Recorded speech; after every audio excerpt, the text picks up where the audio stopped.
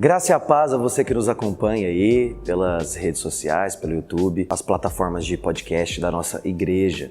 Nós estamos aqui para mais uma vez trazer um distintivo da IBC aqui na cidade de Araçatuba, a maneira pela qual a IBC ela faz a leitura da Sagrada Escritura em temas importantes. Então nós estamos abordando cristianismo essencial dentro dessa abordagem da visão da nossa igreja também. E hoje nós vamos falar a respeito de algo que é muito importante para todo mundo, porque nós temos, principalmente na cultura brasileira, uma ideia de que o culto ele é central na vida cristã. A reunião, as pessoas estando juntas, isso não é errado, na verdade isso é verdade na Sagrada Escritura. A questão é como nós devemos cultuar a Deus.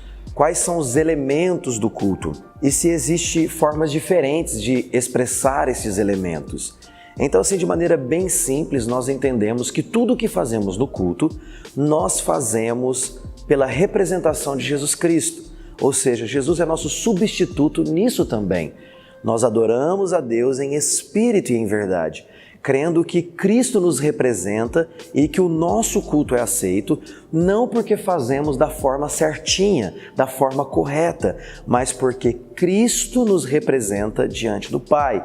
Então o Pai, o Filho e o Espírito Santo podem receber a nossa adoração, porque onde nós falharmos, Jesus não falhou. Ele também nos representa nisso. De outro lado, nós também sabemos que a palavra de Deus, ela traz referências claras do que acontece no culto. No Antigo Testamento, em que a ênfase estava muito naquilo que apontava para Cristo, era ainda mais forte a centralidade da descrição minuciosa de como Deus devia ser adorado. No entanto, Jesus veio e rompeu com a barreira do local e também daquilo que somente apontava para Ele. Ele é o verdadeiro culto, Ele é a verdadeira adoração aceita pelo Pai, que satisfaz plenamente a lei de Deus. Então, de um lado, nós temos a nossa insuficiência e incapacidade em adorar a Deus como Ele deve e merece ser adorado. De outro lado, nós temos Jesus Cristo, que fez isso também em nosso lugar. Jesus também foi santo no nosso lugar. E nós, por estarmos em Cristo, somos nova criatura e não somente isso, mas temos uma posição de santidade. Somos santos, somos justos, porque estamos unidos a Cristo. No entanto, ainda que Cristo nos represente plenamente e totalmente, há também na Escritura descrições, ordens, orientações claras a respeito do que devemos ou do que não devemos fazer. Então, é verdade que Cristo nos representa em tudo, assim também como é verdade que por sermos nova criatura e estarmos inseridos em Cristo, e também pelo fato de termos em nós o Espírito de Deus, que nos capacita a rejeitar o pecado, ainda que o pecado esteja diante de nós e nós falhemos durante toda a nossa vida. A verdade é que existe por detrás da soberania de Deus e também da ação de Deus a responsabilidade humana. Isso se aplica, por exemplo, a uma vida de santidade. Nós devemos viver uma vida de santidade, porque somos propriedade exclusiva de Deus, porque fomos separados por Deus, porque estamos inseridos em Cristo e porque agora, por causa do Espírito Santo, somos capacitados a vencer as nossas tentações, das quais antes éramos escravos e nestas obras de pecado, estávamos mortos. Agora fomos vivificados juntamente com Cristo e podemos então superar tudo isso por causa de Cristo e da pessoa do Espírito Santo que habita em sua igreja. Todavia, ainda vivemos a tensão do já, mas ainda não. Isso é muito interessante. Nós já somos santos, mas ainda estamos sendo santificados. É o já, mas ainda não. Nós já fomos justificados, mas nós ainda precisamos nos arrepender. Nós somos representados por Cristo em nosso culto, porém nós devemos cultuá-lo como Ele ordena na sua palavra. Pensando então dentro dessa perspectiva de responsabilidade humana, qual é a nossa responsabilidade no culto? Bom, a nossa responsabilidade no culto é não contrariar a Escritura, é fazer o que a palavra, de maneira clara e também de maneira implícita, nos mostra como devemos adorar a Deus. Pensando nessa perspectiva, eu quero até indicar para você um livro maravilhoso do Hermes Maia. O livro chama Princípios de Adoração. É um livro fantástico, pode procurar e você vai gostar bastante. Princípios de Adoração Cristã. Ele vai abordar alguns elementos destacados por Calvino que são elementos centrais na Sagrada Escritura do culto cristão. Então, nós chamamos isso de distintivos do culto cristão. Dentro da abordagem do Hermes Maia, são 4 e nós acreditamos nela. A palavra de Deus é um elemento central do culto. Então, quando nós cultuamos a Deus, a palavra de Deus deve ter a sua centralidade. Ela deve ser expressada, pregada e também cantada. Por isso, por exemplo, em nossa igreja, todas as músicas que cantamos, sejam músicas contemporâneas ou sejam músicas clássicas, antigas, todas elas são analisadas teologicamente. Nem sempre as músicas cantadas nós concordamos com aqueles que cantam, com as bandas ou talvez até com o autor. Isso não significa que nós não vemos a graça de Deus agindo naquela música, fazendo com que a palavra de Deus seja ressaltada e Deus seja adorado.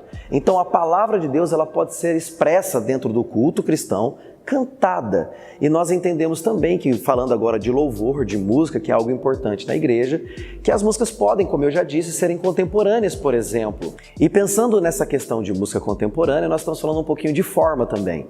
Então, o elemento é a palavra de Deus, mas a forma, ela vai variar de acordo com a cultura local, com as pessoas que estão ali.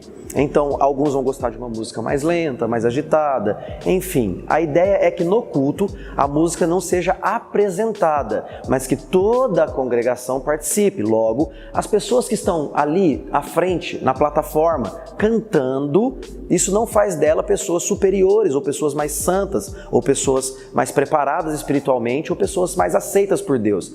Na verdade, Deus ali incumbiu elas de uma atividade dentro do serviço, do culto, e que essas pessoas vão liderar a congregação. Então, o canto, o louvor, né, como o pessoal gosta de dizer, o grupo de louvor, na verdade está ali para liderar o canto, ensinar a igreja a cantar, mostrar para a igreja como ela deve fazer. É por isso que é importante aquela pessoa, aquela figura do ministro, né, de louvor, aquela pessoa que está ali liderando, que está à frente do grupo de canto, conseguir visualizar na igreja se está realmente, as pessoas estão realmente entendendo o que está sendo cantado e se as pessoas realmente estão cantando ou estão assistindo. Se as pessoas estiverem apenas assistindo, é dever desse líder que está à frente liderando o canto, exortar a igreja, dar uma palavra de encorajamento, mostrar para a igreja, ou se de repente a igreja não estiver entendendo exatamente o que estiver cantando, uma palavra difícil ou um contexto complicado, essa pessoa explicar para a igreja o que significa aquilo,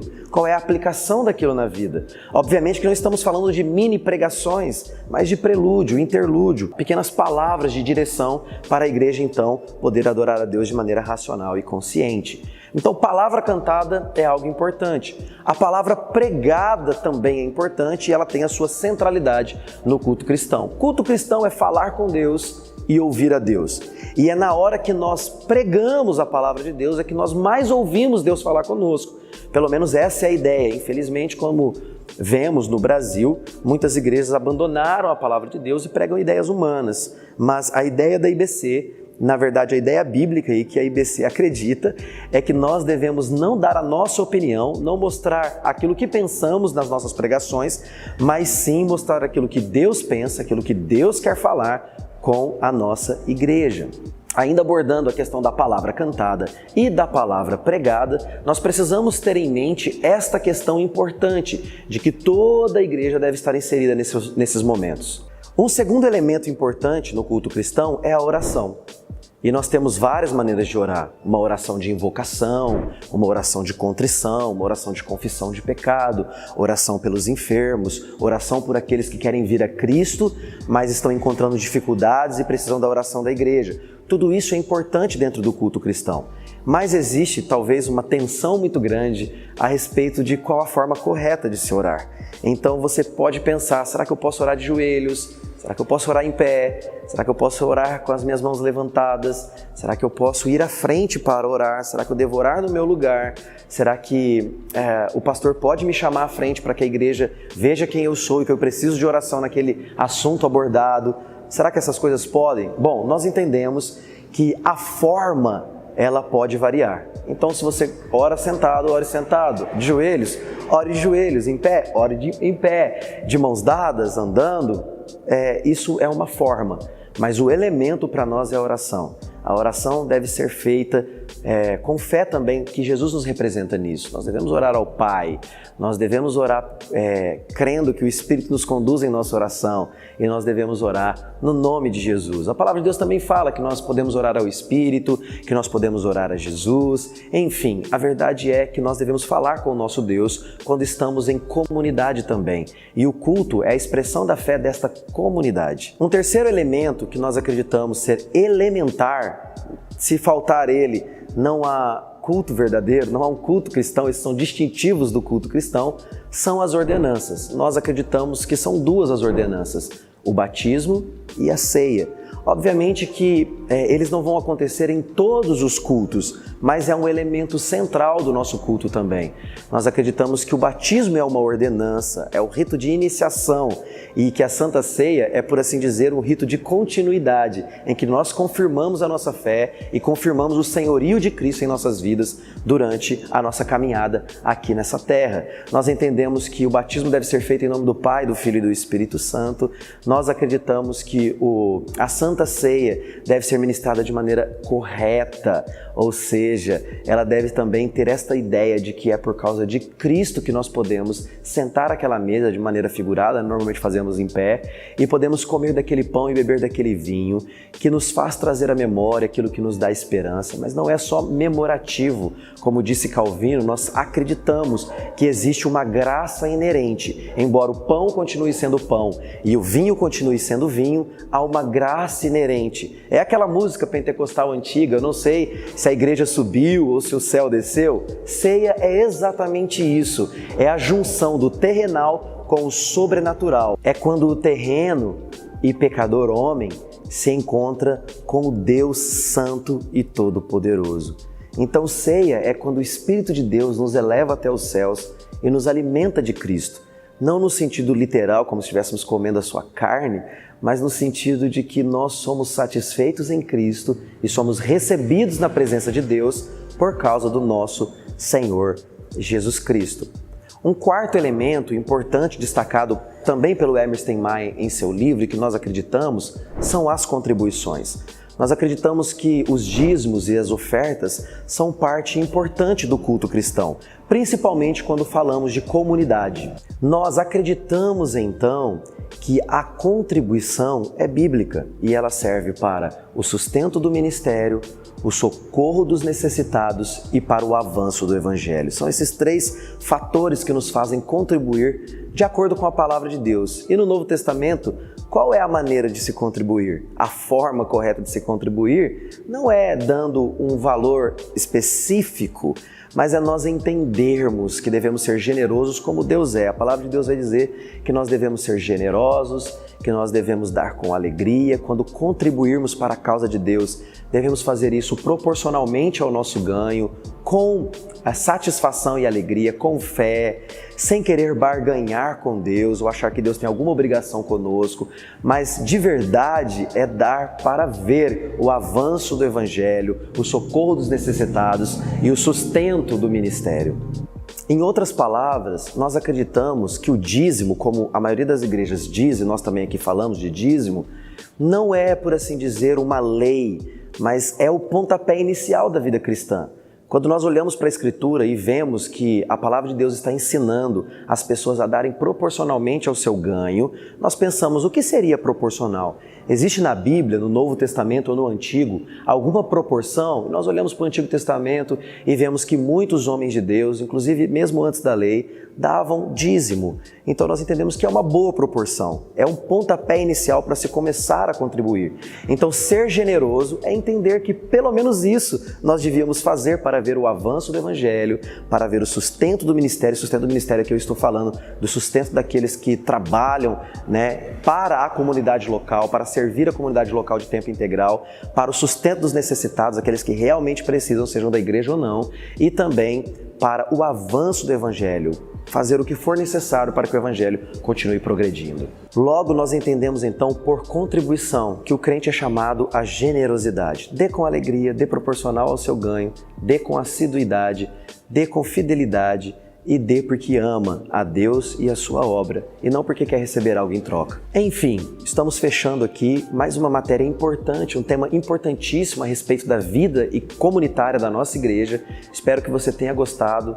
Segue aí o nosso canal no YouTube, compartilhe esse vídeo. Nós sabemos que muitas pessoas estão interessadas em saber como nós pensamos as principais doutrinas bíblicas, e hoje nós falamos a respeito do culto cristão.